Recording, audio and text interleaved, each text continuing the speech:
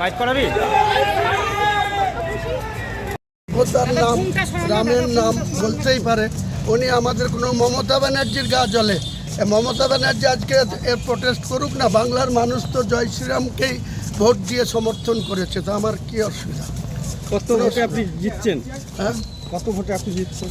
আমি বিজেপির সাথে 60-এর উপর মার্জিন, আর তৃণমূলকে তৃতীয় স্থানে পাঠিয়ে দিয়েছি 80-র উপর মার্জিন। কি বলবেন জেলাবাসীকে? কি বলবো, জেলাবাসীকে বলবো যে চোরেদের সরকারের হাত থেকে বাংলার মানুষ মুক্তি পাক, মুক্তি পেয়েছে।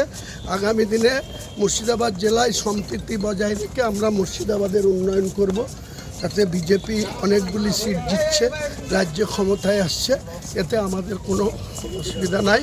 বাংলার চোরেদের নেত্রী, চোরেদের রানী, তাকে জব্দ করে দিয়েছে, তাকে প্রত্যাখ্যান করেছে বাংলার মানুষ, এতে আমি অত্যন্ত খুশি।